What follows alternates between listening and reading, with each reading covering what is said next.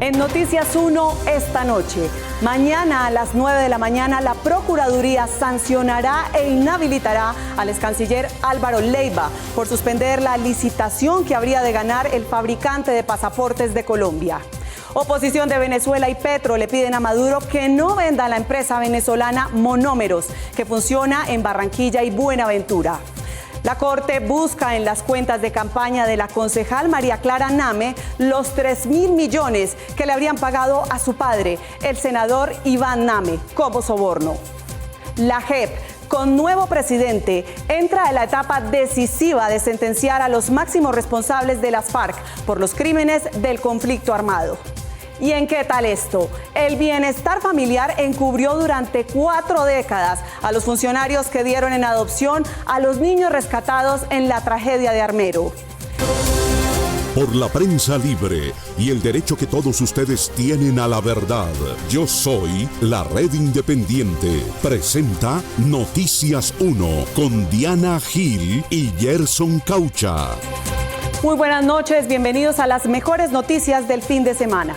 Para mañana martes a las 9 de la mañana está citada la audiencia pública en la que la Procuraduría dará a conocer su decisión definitiva de sancionar e inhabilitar al excanciller Álvaro Leiva por faltas en la licitación de pasaportes que frenó por presunto favorecimiento al contratista que hace los pasaportes colombianos y que él y el gobierno califican como parte del llamado golpe blando. En 2 meses, la Procuradora General Margarita Cabello entregará su cargo y antes de irse del ente de control destituiría e inhabilitaría al excanciller Álvaro Leiva, al que procesó por posibles irregularidades de la licitación de pasaportes con Thomas Gregg. Posiblemente habrían vulnerado los principios de transparencia, economía y responsabilidad que rigen la actividad contractual de las entidades estatales. Fuentes cercanas al proceso aseveraron que la decisión de la Procuraduría no lo sorprendería, pues el proceso habría tenido contradicciones, como el concepto que compartían Leiva y la Procuraduría respecto a las condiciones de la licitación, pero que no se habría tenido en cuenta. Existen otras ciudades en Colombia que también cuentan con infraestructura exigida para la producción y personalización de libretas de pasaporte, por lo que tampoco son claras las razones por las cuales, y siguiendo el razonamiento de la entidad, no se asignan puntajes diferenciales. La defensa de Leiva presentó como argumento principal las dudas que la Fiscalía había expresado sobre la licitación. Los pliegos de condiciones habrían violado el principio de igualdad por algunos requerimientos que estaban relacionados con la experiencia, los requisitos técnicos y los plazos que les daban a los proponentes. La Procuraduría calificó las faltas de Leiva como gravísimas cometidas a título de dolo, que según el Código Disciplinario lo inhabilitaría entre 10 y 20 años para ejercer cargos públicos. Leiva fue apartado de su cargo hace 9 meses y en este proceso se escucharon diferentes testimonios, como el de la exdirectora de la Agencia Nacional de Defensa Jurídica del Estado, Marta Lucía Zamora. No sale ya, no tiene por qué salir ya, eso se demora, me dijo así. Es más, primero me notificarán a mí en la tumba que lo que pueda ser condenado al Estado. Thomas Gregg, la fabricante y licitante de los pasaportes, demandó a la Nación, pero suspendió el trámite de su querella hasta el 23 de enero de 2025. Si la Procuraduría sanciona a Leiva, le estaría también dando la razón en su reclamación de 107.000 millones de pesos. La oposición de Venezuela, al igual que el presidente colombiano, se opone a la venta de la fabricante de fertilizantes Monómeros, que prometió ser la redención de la agricultura en ambos países, pero a la que desde la era Chávez le han metido mano los presidentes de ambos países. El presidente Gustavo Petro solicitó formalmente al presidente de Venezuela, Nicolás Maduro, que frene la venta y privatización de Monómeros colombo-venezolanos, una empresa venezolana que tiene sede en Barranquilla y Buenaventura, anunciada el sábado por el ministro de Industria venezolano Alex Saab. Ya lo intentó insanamente el DAPRE de Duque, ahora repite el ministro Saab. Monómeros, creada en 1967 por un acuerdo binacional, por decisión del presidente Uribe en 2008, Colombia vendió su 47% a la filial de PDVSA Pequiven durante el mandato de Hugo Chávez. No obstante, Iván Duque le entregó su administración al autoproclamado presidente y líder de la oposición Juan Guaidó, pero una apelación de la decisión societaria la devolvió a su dueño Monómeros Pequiven. El exdiputado de Venezuela, José Luis Pirela, en entrevista con Noticias 1, dijo que el presidente Petro debe actuar, pero sin desconocer las irregularidades históricas que han depreciado la compañía. Se ha jugado en algunas ocasiones a debilitar a algunas empresas para después venderlas a precio de gallina flaca. Y hay procedimientos muy opacos, por ejemplo, lo de Electricaribe vale la pena revisarlo, y así hay muchos casos. Bueno, creo que había una pretensión parecida con Monómeros y salimos a enfrentarla porque pertenece a los venezolanos y también es patrimonio social del Atlántico. Según el líder opositor al gobierno Maduro, la venta apresurada de Monómeros tiene que ver con intereses oscuros que estaría desconociendo Colombia. Esa empresa no fue creada para comercializar urea para narcotraficantes, nació para establecer una palanca de apoyo a los agricultores, y eso tenemos que defender. El mismo ministro Ale Saab, que nació en Barranquilla, estaría interesado no solo en venderla, sino también en comprarla. Alex Saab, el otro, esos son mandaderos de Maduro, el responsable es Maduro. Y Maduro fue derrotado en las urnas, así que no tiene legitimidad política para estar disponiendo los activos de Venezuela en el exterior. Aunque Nicolás Maduro no ha dado respuesta a la solicitud de Petro, Rodrigo Ramírez, allegado a su hijo Nicolás, renunció a la junta directiva. No es un problema de parcialidades políticas ni de sectarismo partidista, es un problema estratégico que tiene que ver con el apoyo a la agricultura, que tiene que ver con la soberanía alimentaria. Monómeros, que cumplió 50 años de estar en Colombia, tiene una relación estrecha con el actual consejero del CNE, César Orduy, que trabajó durante 36 años en Monómeros como vicepresidente jurídico y asesor en la época de las transacciones que habrían llevado a la compañía a su estado actual. Además de los pagos en efectivo a sus votantes, la Fiscalía al alcalde de Barrancabermeja le fueron imputados cargos por el pago en efectivo que prometió a un grupo de bachilleres y por el acuerdo con otros para que se retractaran de su declaración judicial. El fiscal 74 especializado de Barrancabermeja imputó el pasado viernes nuevos cargos al alcalde de esa ciudad, Jonathan Estíbal Vázquez, por corrupción electoral en las elecciones que lo dieron como ganador el pasado 28 de octubre.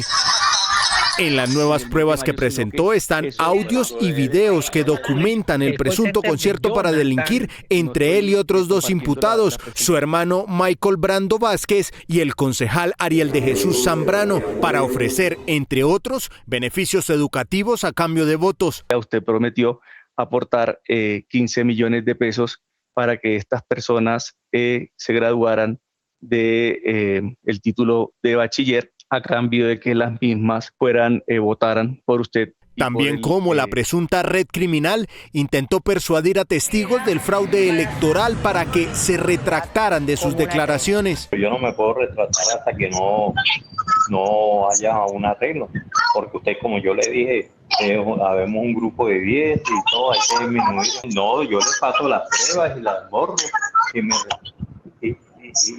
retrato. Yo les traigo el celular, le entrego el celular para que ustedes lo destruyan. Nosotros no tenemos copia de eso y le entregamos los fichos y si nos olvidamos de eso. Y otras pruebas en donde, como lo aseguró el fiscal en la audiencia, se deja en evidencia la existencia del grupo criminal y el conocimiento del alcalde imputado en el entramado de la compra de votos. Lo único que yo quiero que ustedes se metan en su cabeza y en su corazón es que el domingo hay que sacar la gente que sabemos que van a votar por Ariel y por Jonathan. Ya. Eso es lo que nos tiene que tener claro. ¿Y cuántas personas podemos sacar? El cupo máximo que está representado ahí. ¿Por qué? Porque encima de ese cupo no hay más presupuesto. Ante estas nuevas pruebas aportadas por la Fiscalía en 2 días de audiencia, la diligencia de medida de aseguramiento nuevamente quedó aplazada para el próximo jueves 14 de noviembre a las 8 de la mañana. La Corte Suprema le pidió al Consejo Electoral la información de la campaña de la que el concejal verde de Bogotá, María Clara Name, en desarrollo de la línea investigativa que advierte que su padre, el entonces presidente del Senado, Iván Name, habría invertido lo que recibió como soborno en la elección de su hija. Miguel Ángel, buenas noches. Buenas noches, pues Diana, mire, el senador Name no figura en las cuentas de campaña de ella, pero en esta está el registro por solo 16 millones de pesos del evento de cierre de campaña que él protagonizó en un teatro de Bogotá. Querida Guardia Pretoriana. Según la tesis de la Sala de Instrucción de la Corte Suprema, los 3.000 millones de pesos que habría recibido Iván Name de la UNGRD habrían sido invertidos en la campaña de su hija María Clara Name al Consejo de Bogotá. que los dineros entregados procuraron facilitar la aprobación de los proyectos de reforma radicados por el gobierno nacional y a su vez contribuir a la financiación de la campaña al Consejo de Bogotá de María Clara Name Ramírez, la hija del senador Name Vázquez. María Clara Name, que usualmente acompañaba a su padre en los pasillos del Senado, fue elegida por cuarta ocasión en el Consejo de Bogotá. La causa con manos limpias por Bogotá. Este fue el escenario elegido por la hija de Name para cerrar su campaña en octubre del año pasado en un acto en el que su padre fue protagonista. La Corte pidió investigar las cuentas de la campaña de María Clara Name para determinar el uso que ésta le habría dado a sus 3.000 millones. Enviar certificación de la condición de concejal de Bogotá de María Clara Name Ramírez, señalando al partido político que le entregó el aval para su inscripción, en el cual milita, y el periodo o periodos dentro de los cuales ha resultado elegida como miembro de la referida corporación. Según la información consignada por su campaña en el aplicativo del CNE, el total de gastos de campaña fue de 277.468.000 pesos. Es una mujer sencilla, humilde de corazón. Venga para acá, María Clara Name declaró que su mamá, además de ser su gerente de campaña, le hizo préstamos. La declaración de ingresos y gastos en ningún ítem registra la participación de su padre Iván Name.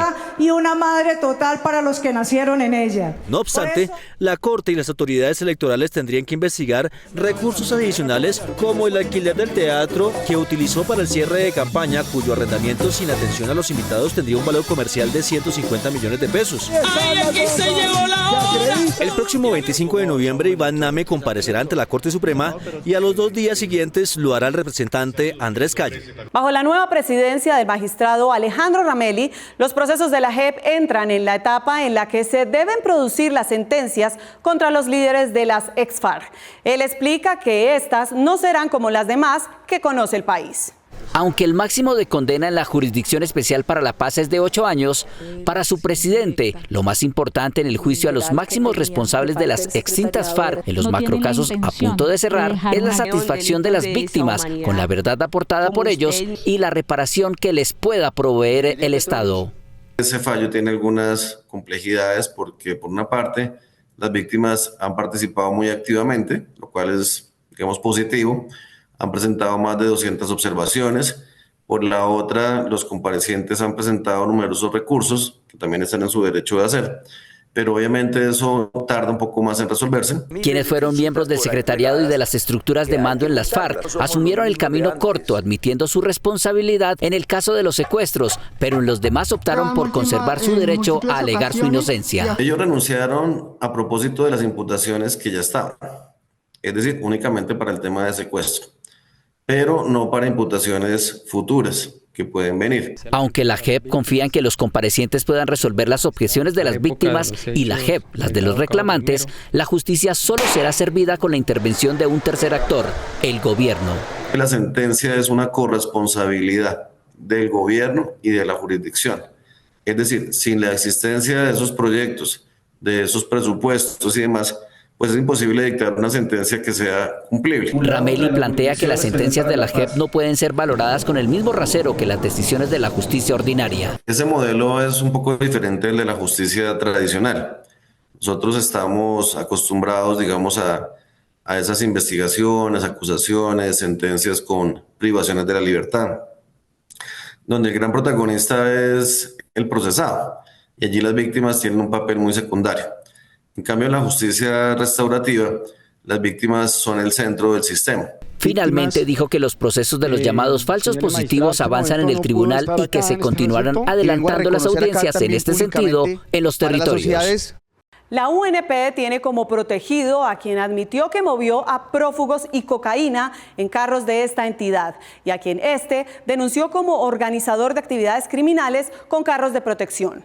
Su director explica que la ley sindical y penal le impiden sacar a ambos. El director de la Unidad Nacional de Protección, Augusto Rodríguez, aseguró que esa entidad ha sido objeto de sabotajes. El año pasado la UNP compró 54 camionetas y cuando se disponía a adquirir otras 170, los procesos de compra fueron boicoteados. Hemos sido bloqueados y saboteados por las mismas empresas que nos alquilan los vehículos. Quieren obligarnos a seguir alquilando vehículos. Augusto Rodríguez también denunció que algunas empresas que le alquilan vehículos a la unidad de protección desconectaban los dispositivos de ubicación de los carros asignados a algunos protegidos para presionar a la UNP a satisfacer sus exigencias. Con eso nos tenían chantajeados. Cada vez que había alguna diferencia, alguna cosa, o para forzarnos a algunas decisiones con respecto a ellos, entonces apagar los vehículos de los magistrados, de los expresidentes. Eso lo logramos vencer afortunadamente. El director de la UNP también denuncia que en esa entidad han existido organizaciones delictivas encabezadas por representantes de algunos sindicatos. En la Unidad Nacional de Protección ha habido mafias de tiempo atrás. El señor Wilson Devia, como decíamos, presidente de un sindicato, y el señor Yesid Barragán tienen denuncias en la Fiscalía por actividades ilegales con vehículos de la Unidad Nacional de Protección. Por otras acciones irregulares, Devia fue sometido a un proceso disciplinario que culminó con una orden de suspensión en su contra. Una persona que es funcionario de esta entidad, lo encontramos litigando en procesos. El líder sindical Wilson Devia sigue activo en esa entidad. No podíamos sacar a estos líderes porque todos son presidentes de sindicatos. Aquí hay 21 sindicatos. Según Augusto Rodríguez, el sindicalista Wilson Devia es una de las razones por las que la unidad de protección le asignó un esquema de seguridad al ex policía Manuel Castañeda, conocido como el narcochofer, capturado en 2022 cuando transportaba cocaína en un carro de la UNP y quien llevó al Magdalena Medio al narcotraficante del Clan del Golfo Juan Larinson Castro alias Matamba. Manuel Castañeda tiene miedo de Wilson Devia porque Wilson Devia tiene amigos allá en la Fiscalía. Wilson Devia considera que tales afirmaciones son falsas. Es totalmente falso que Wilson Devia o que el sindicato de Wilson Devia tenga afiliados de la Fiscalía General de la Nación. No tengo ningún afiliado. Desde el 2022 enfrento un proceso, en efecto, en el cual no he sido condenado y pues todos tenemos una presunción de inocencia. Mi equipo jurídico ha venido adelantando todas las actuaciones y nos hemos presentado en todas las diligencias. Frente a que no me pueden sacar por el fuero sindical y por los diferentes aforamientos, yo no soy sindicalista desde el 2022. Yo soy sindicalista de hace más de 10 años. El invierno dejó hoy 2 víctimas fatales en Campamento Antioquia, en San Vicente de Chucurí, donde ayer también se reportaron 2. El ejército intervino para rescatar a la población que había quedado atrapada por los deslizamientos. Y en todo el país hay una operación de atención para evitar más víctimas. Camilo Galán. Diana, en las últimas horas se reportó una alerta ciudadana por una presunta erupción de un volcán de lodo en Necoclí. El Servicio Geológico Nacional explicó que los volcanes de lodo no explotan así y que las llamas parecen ser de un escape de gas metano. Hoy comenzaron a distribuirse los elementos de asistencia para damnificados y administraciones locales en el marco de la declaratoria de desastre por la emergencia climática decretada ayer por el presidente Petro. Situación de desastre. En zona rural del municipio de Campamento, en el norte de Antioquia, el invierno cobró 2 víctimas. La primera por un deslizamiento de tierra debido a las intensas lluvias por más de 4 días y la otra arrastrada por la creciente de la quebrada San Juan. Que esta sea una voz para el gobierno nacional también, para que nos ayuden a cómo vamos a acoger estas familias que han tenido pérdidas materiales, pero que también han tenido pérdidas humanas. La gobernadora del Chocó, Nubia Carolina Córdoba, con ayuda de la Brigada 15, empezó hoy la entrega de 8 toneladas de alimentos a las personas afectadas en varios municipios del departamento por las inundaciones.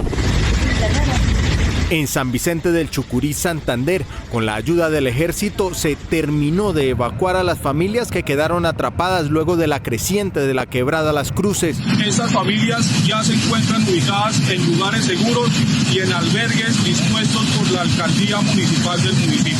Mientras que en Bogotá se entregó un nuevo balance desde el puesto de mando unificado, en donde aseguró que es positivo el estado de las vías por las constantes precipitaciones que se han presentado la última semana. Tenemos todos nuestros equipos técnicos haciendo valoraciones en los diferentes puntos críticos de las zonas de ladera, donde efectivamente hemos venido tratando de sensibilizar a las personas para que no hagan cortes en estas zonas, que hagan un manejo adecuado de las aguas, que acaten las medidas o las recomendaciones técnicas que hemos dado de manera puntual.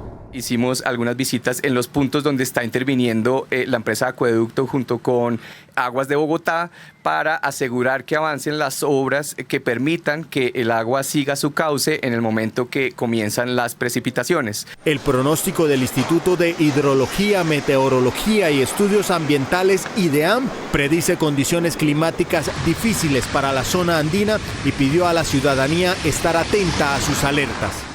Panel de Opinión 2024. Cifras y conceptos. Noticias 1, el segundo medio más consultado por los líderes de opinión para mantenerse informados. Daniel Coronel, el columnista y tuitero más leído del país por los líderes de opinión. Gracias por elegir la independencia. Los 2 años del gobierno de Gustavo Petro no han significado una mejoría en las condiciones de seguridad de los defensores de derechos humanos, según la evaluación que hoy hizo la Comisión Interamericana de Derechos Humanos. Colombia, uno de los países más peligrosos del mundo para quienes defienden los derechos humanos. 2 años después de que la Comisión Interamericana de Derechos Humanos, CIDH, sesionara para analizar la seguridad de los defensores en Colombia, la situación se ha agravado. Los obstáculos y desafíos que enfrentan quienes defienden derechos humanos en Colombia son de los más graves del mundo. Lamentablemente, esta situación no solo no ha cambiado, sino que empeoró desde la audiencia similar que sostuvimos en 2022. Según las cifras que analizó hoy la CIDH en 2023, de los 126 asesinatos a defensores de derechos humanos en América Latina, solo 21 no ocurrieron en Colombia. En una audiencia adelantada hoy en Washington, los defensores sostuvieron que las medidas de protección adoptadas por la Unidad Nacional de Protección, entidad encargada de su seguridad, son insuficientes. El mal estado y la falta de mantenimiento de los elementos de protección otorgados a personas beneficiarias, chalecos blindados, teléfonos móviles, vehículos de protección, etc. Los activistas aseguraron que la mayoría de las investigaciones penales abiertas por crímenes contra los defensores y las defensoras, y aún los que estudió la Corte Interamericana de Derechos Humanos al otorgarles medidas cautelares, permanecen en etapa de indagación preliminar y en las pesquisas no hay diferenciaciones étnicas ni de género. Si ninguna persona vinculada o fueron archivadas. Continúa desconociendo el carácter étnico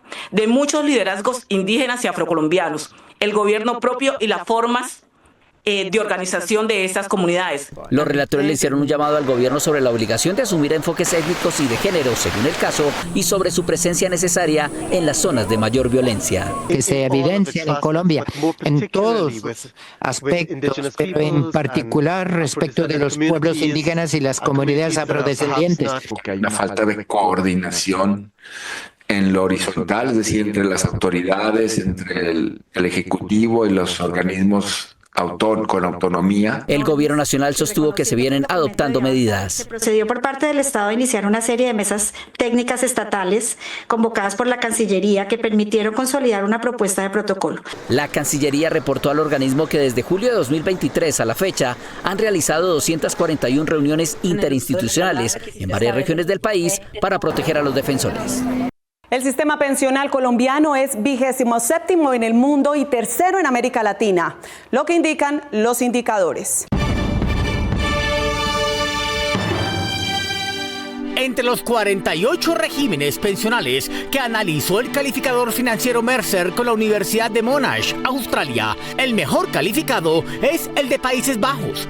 El peor de América Latina es Argentina. A Brasil le dio el puesto 33, a Colombia el 27, a México el 16 y a Chile el 9. Esto indica que no es hora de cambiar de país, sino de ahorrar en este. Esto es lo que indican los indicadores. En pensiones no estamos tan mal como nos indicaron los indicadores, pero con o sin pensión es clave hacer un plan de ahorro para poder gozar la edad del retiro. Ahorrar para la vejez desde temprana edad es fundamental para garantizar un futuro cómodo y libre de preocupaciones económicas. La jubilación no solo implica dejar de trabajar, sino también mantener un estilo de vida.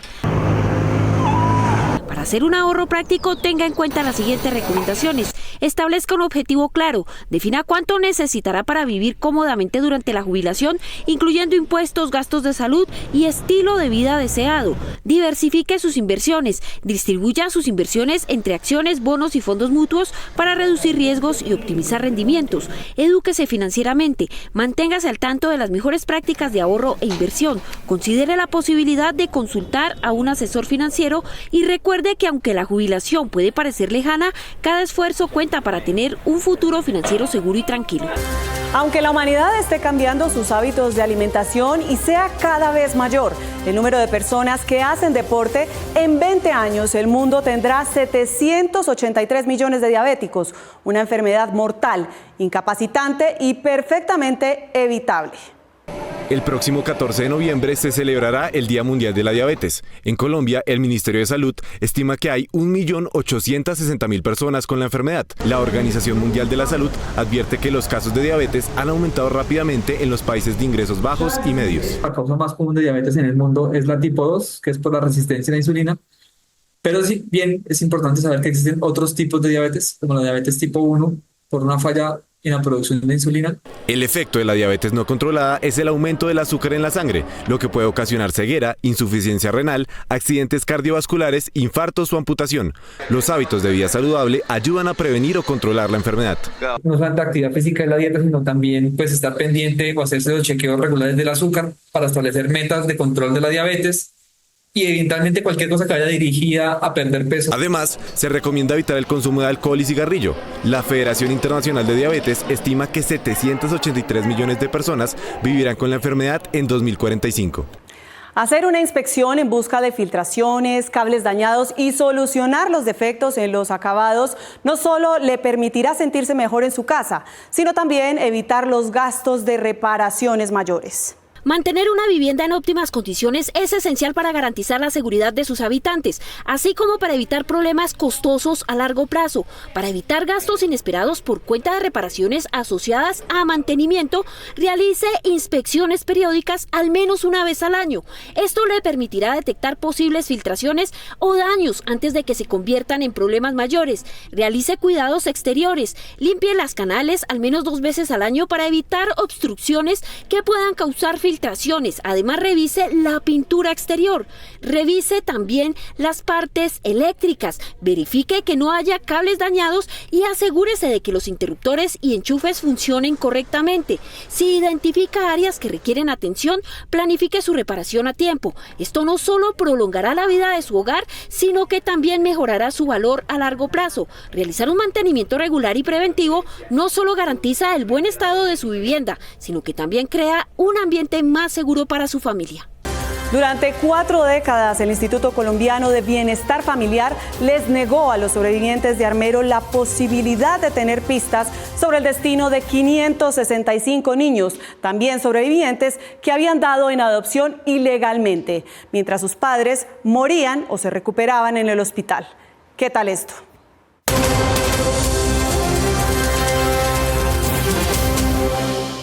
Hace 39 años, Armero tenía un lunes normal como la capital agrícola del centro del país. Sus campesinos y negociantes ignoraban que montaña arriba el río Lagunilla estaba trancado y acumulaba las aguas que 2 días después harían desaparecer al pueblo. Soy sobreviviente y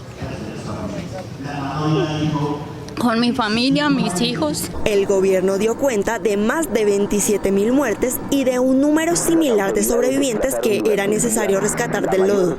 Y a las 10 de la noche ya definitivamente el volcán ya nos tenía, ya la lluvia de ceniza era terrible y nos morimos cualquier cantidad de personas. Yo soy sobreviviente, salí vivo de milagro. Durante esta semana, grupos de rescatistas nacionales e internacionales hicieron lo que pudieron, pero sin coordinación alguna. La hermana de esta mujer sobrevivió quemada por el lodo y recuerda que le entregó su hijo de brazos a otro rescatista y cuando despertó en el hospital supo que no volvería a ver a su hijo. Sería satisfactorio que se reencontraran. En el mismo caos y frente a la incierta aparición de sus padres, el Bienestar Familiar resolvió entregar a los niños rescatados a cientos de familias extranjeras que se ofrecían para el efecto, sin más registro que el que una trabajadora social abrió, el llamado Libro Rojo de Armero. A la fecha la fundación tiene 565 casos registrados, aproximadamente 200 tienen evidencias de que los niños salieron vivos y tenemos un registro de aproximadamente 55 adoptados. Muchos menores salieron del país y otros incluso acá en Colombia tras la tragedia de Armero y no se había investigado. Las madres comenzaron a identificar a estos niños en noticieros como cuáles. Noticias 1 fue el primer noticiero que estuvo cubriendo cuando lanzamos el evento en la Plaza de Bolívar. La Fundación Armando Armero litigaba desde antes para acceder al Libro Rojo y compartirlo con sobrevivientes de las familias que habían perdido a sus niños, pero solo 4 décadas después, este fin de semana, consiguieron acceso al libro y colaboración del Bienestar Familiar. La directora del ICBF y la Fundación Armando Armero vamos a celebrar por primera vez un acuerdo de entendimiento y vamos a trabajar en equipo. La Fundación ha utilizado sus donaciones para conseguir muestras genéticas de los sobrevivientes, con la esperanza de que ya más que cuarentones los niños ilegalmente adoptados en el exterior busquen su origen colombiano. Voy a aprovechar para buscar a mi sobrinito, que muy posible esté todavía con vida y lo podamos hallar. La mayoría de las madres cuyos hijos fueron entregados en adopción al exterior mientras ellas sanaban inconscientes ya murieron. En cada una de sus familias está la historia de los que murieron en la avalancha y por lo menos en 565 casos también la historia de un niño amado que solo hizo parte de su familia sanguínea hasta el día en que Armero y sus historias fueron borradas del mapa. Nos vemos en las redes sociales y el próximo sábado aquí en Noticias 1 con las mejores noticias del fin de semana. A ustedes gracias por elegir la independencia. Panel de Opinión 2024. Cifras y conceptos. Noticias 1, el segundo medio más consultado por los líderes de opinión para mantenerse informados. Daniel Coronel, el columnista y tuitero más leído del país por los líderes de opinión. Gracias por elegir la independencia.